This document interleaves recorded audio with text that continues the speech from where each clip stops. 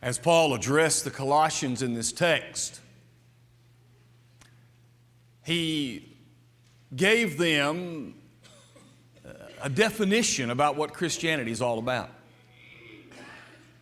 And he said in the text just read that we would be filled with His knowledge and that we would be fully pleasing Him in our lives. Now that seems to me to be a very succinct definition of Christianity. To know God and please Him. Now the concept of that is, how am I going to do that? What is it that will propel me down that road? Let me suggest it comes from appreciating God. The people whom we know in this life and the people whom we want to please, isn't it because we know them well and that we appreciate who they are, what they have done, what they continue to do? So I would suggest, in order to be those people who know God and fully please Him, we must appreciate who He is and what He does.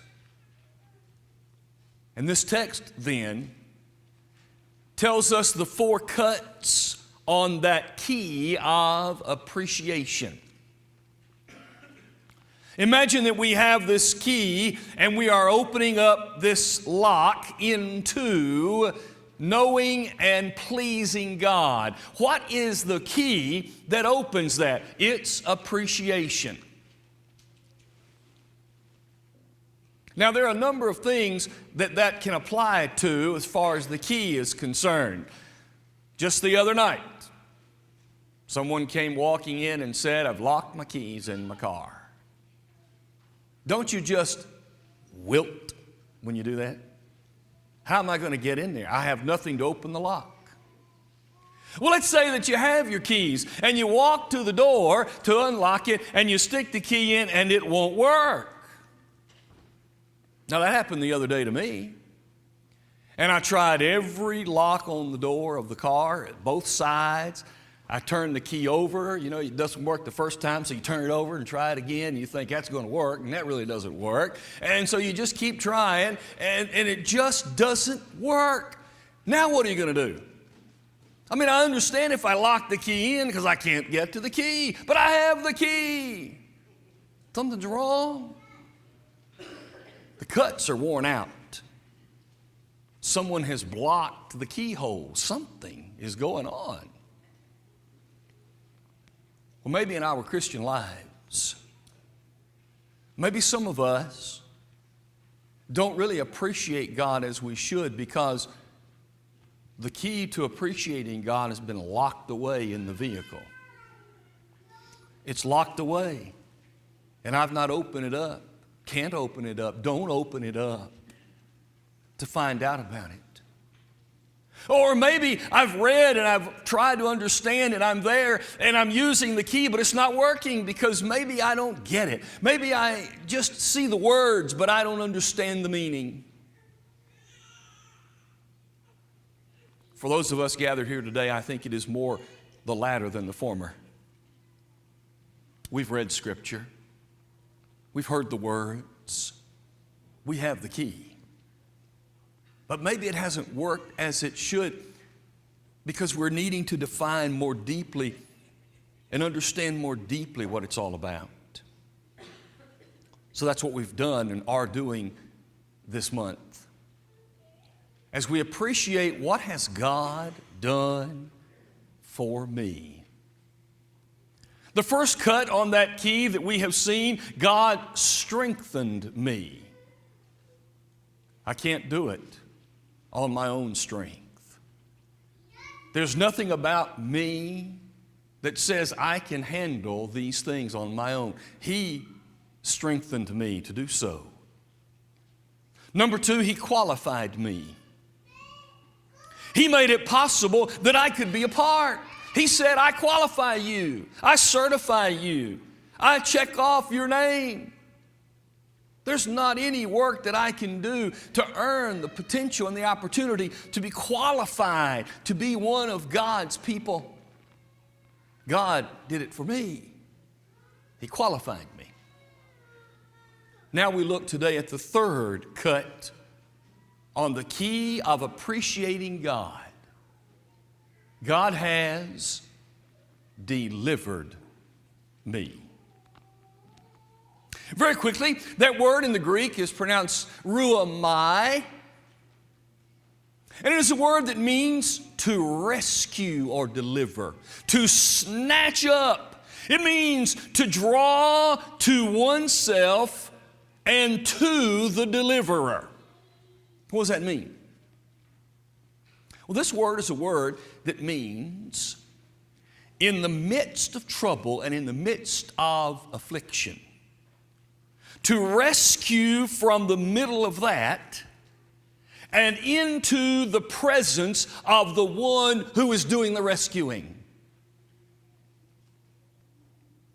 This word is used 18 times in the New Testament. Here's what I found. It is never used of anyone except God. This is a God word. In other words, this word delivery, it can't be that you do it for me. I can't do it for you. It's a God word. Only God delivers in the way that this word teaches us.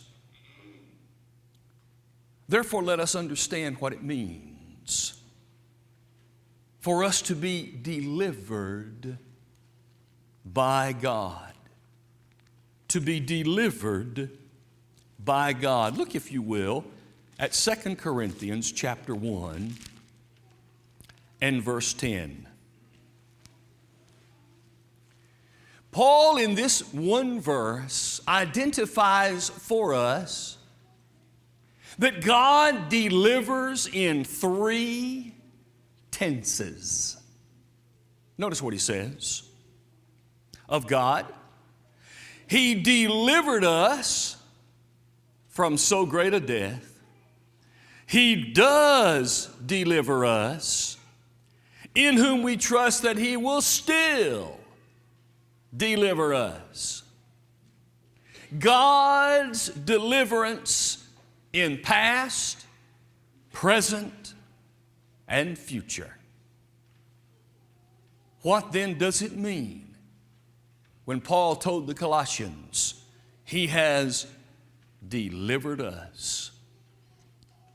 Let us consider these three tenses and understand this God word delivered, so that we might appreciate what God has done already, what He is going to do, and what He does every day continually in His act of delivery.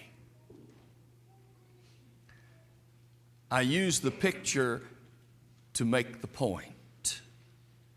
This is urgent. This is urgent. There is not anything that says about this delivery, oh, just wait. I don't need it. It's not that important. Procrastinators such as myself might order something at this time of the year and then go, oh, please let it get here. You don't say, it's not that big a deal. I don't care if it gets here or not. It's not that big a deal. I ordered something for the college class for next semester about a month and a half ago, 2 months, and it was for Brent, and he kept asking me every time he sees me, is it here? Is it here? Is it here? Is it here? And I keep saying, it's coming. They said it's coming. Don't worry about it. It's coming.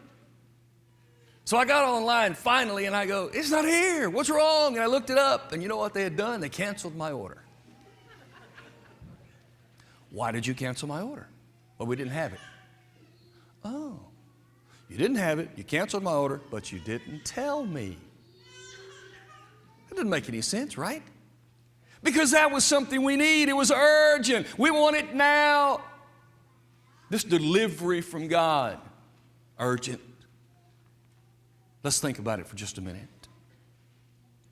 Number one, God has delivered me. Deliverance has already been accomplished in the work of Jesus Christ on the cross. One of the 18 passages used is Romans chapter 11 and verse 26, where the Bible calls, speaking of an Old Testament prophecy, He is called, Jesus is, the deliverer. The deliverer who will come, as He says, and give remission of sins to the people. That has been finished. I heard someone describing the difference between a word used by, quote, religion and a word used by Christianity. Religion says, do. In other words, it's like earning your salvation. You just got to keep doing. Christianity says, done, accomplished, finished. God has done for me what I could not do for myself, in that He delivered me, notice, as the deliverer in at least two ways. Think about this. Jesus has already delivered me from the destroyer, the devil. It's already finished. What has He done? He's delivered me. What has He done? He destroyed the destroyer. Listen to the words of Scripture in Genesis chapter 3 and in verse 15. Way back there at the beginning, what did God say to Adam and Eve when they sinned in the garden? He looked over there at the devil and He said, I will put enmity between you and the woman, between her seed and your seed. He shall bruise your head, you shall bruise his heel. When the first instant of the devil coming in to destroy, God pronounced destruction on him. He shall crush your head.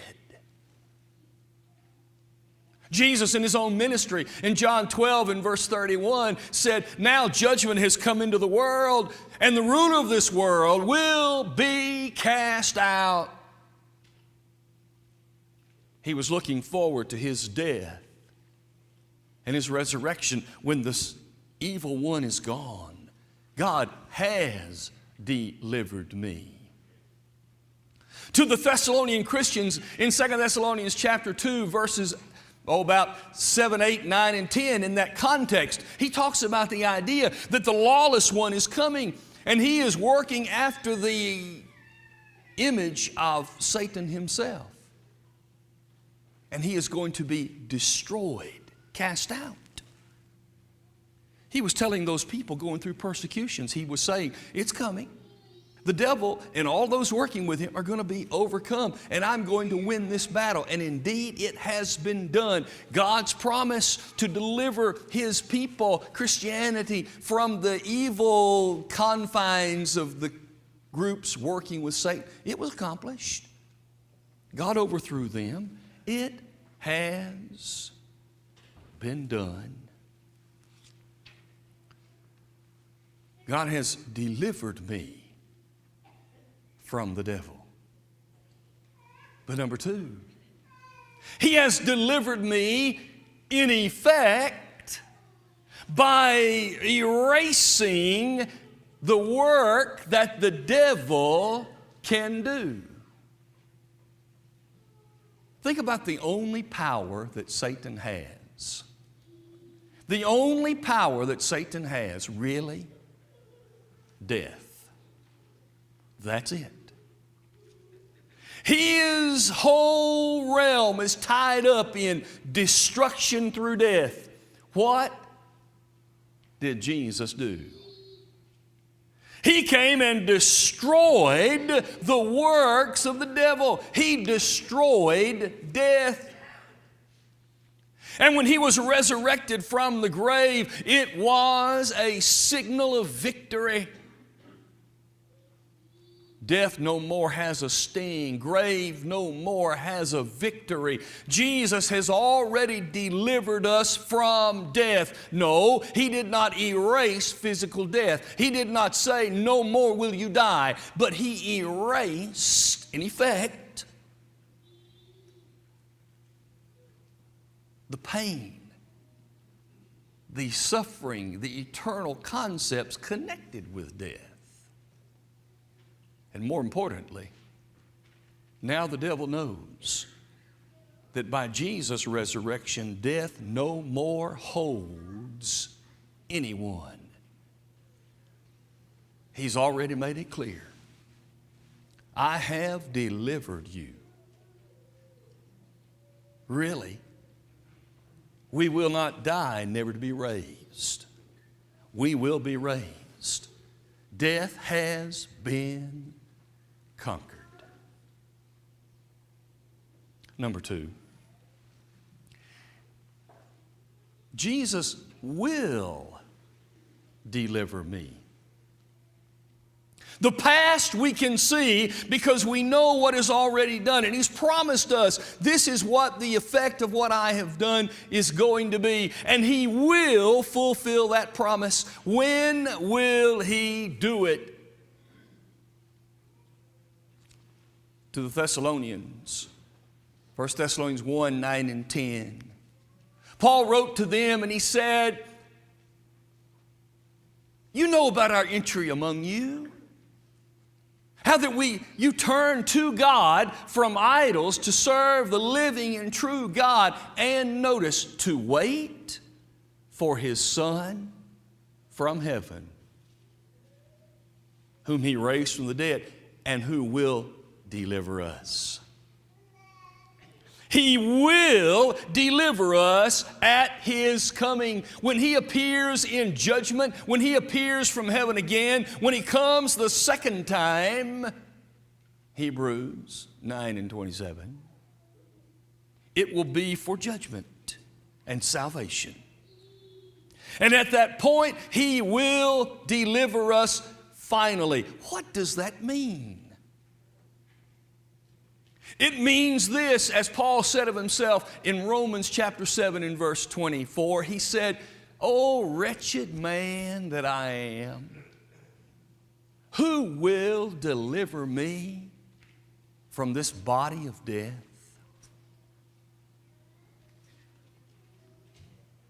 Are you reminded every day when you get up about this body of death?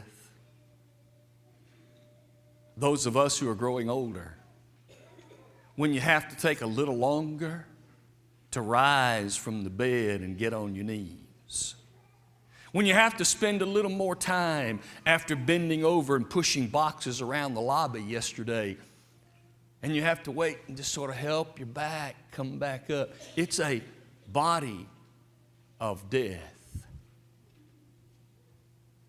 You're reminded of it every time you face a temptation, every time you face an affliction, every time you face a potential sin, and you struggle, and you're pained, and you go, this is a body of death.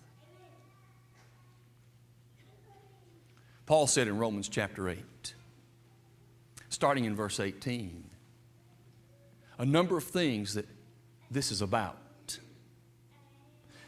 The whole creation, he says, has been subject to futility. He says the whole creation groans and travails together, waiting for the redemption of the body. In other words, he pictures the entire creation, not just the people, but the trees, the dirt, the flowers. Life is longing to be released from this body of death. Jesus will set us free. Number two, it means that Jesus will deliver us when He finally destroys death.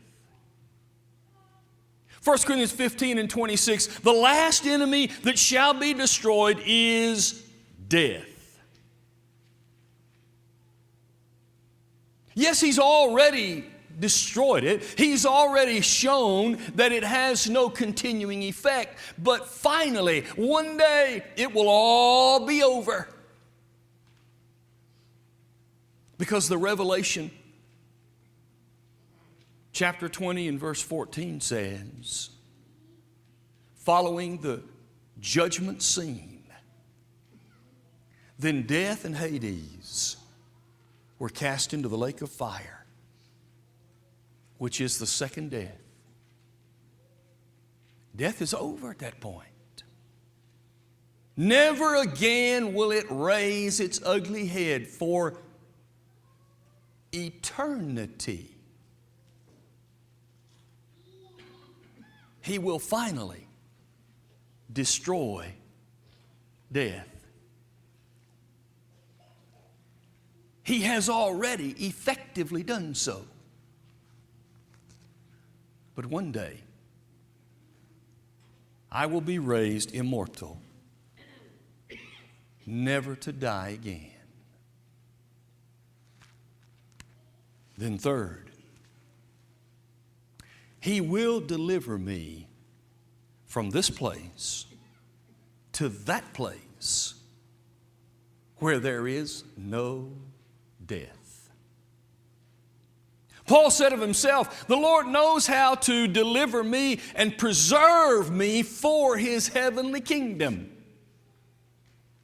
The Revelation again, chapter 21 in verse 4, makes this statement, there is no more sorrow, no death, no pain, no suffering. The former things have passed away. There is a place to which He will deliver me.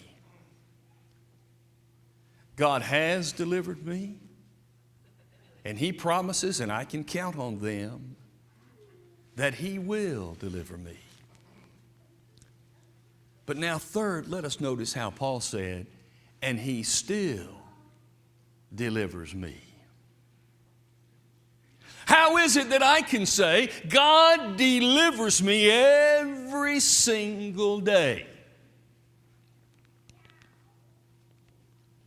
We begin with the text very familiar to all of us, Matthew 6 and Luke 11, what has been called a Lord's Prayer, the sample prayer. And there's a phrase in there that we struggle with, right? Lead us not into temptation, but deliver us from evil. Matthew records, Luke says, from the evil one. What does that mean? If that is something that if Jesus is praying this in a way of teaching me how to pray, then in my daily ongoing life, what am I doing? I am saying to God, deliver me from this situation. Don't lead me into temptation. Deliver me from the evil one. Remember the definition. The definition for delivery is being pulled out of a time of affliction and into or with and for the person doing the rescuing. In other words, Lord, remove me from His grasp and put me in yours. What does that mean? Let me suggest number one. It does not mean that we are to pray and expect that God will shield us from all the difficulties of life so that everything is smooth and nice and easy. That is not the point. Even Paul said a number of times, one of them is Romans chapter 15, when he talked about, I want you to pray for me that I will be delivered from the unbelievers in Judea. Paul said, I know that I'm going to face these difficulties. And in the other passages where he says the same thing, notice what Paul never prays. He never prays, Lord, keep the difficulties out of my life. Keep the people from persecuting and troubling me. Help me not be afflicted. It's not what he said. Because that's not what Jesus taught him to pray. What did he teach him to pray? When you're in the situation, I'll rescue you. This idea of deliver me from the evil one, while not saying keep the difficulties away, is an acknowledgement that God in my trouble is my rescuer. So what does it mean? Do not lead me into temptation. The Greek word there for temptation, peirasmos, is the same word used for temptation to sin or troubles in life. James chapter 1. What does James tell the people there? Rejoice when you are tried or under trials, because these things work patience into your life. Same word. Later on, that same word is used in verse 13, 12 and 13. God does not tempt anyone. Same word. Here's the point. A peirasmos can be a temptation to sin, but it can also be a trial of life. Sometimes it determines how I look at it. Does God ever say, I know your weakness, I'm going to tempt you to sin? Never. God never does that. But does God allow us to be tried and tested and proven in order to be improved? Absolutely. And so what Jesus is saying in that prayer, it seems to me, is this: Lord, don't lead us into those afflictions that will allow us to be tempted by the devil, but rather, when we get to that point, if that trial begins to become a temptation, then lead me out of it, deliver me from it. Because number two, it's a cooperative effort.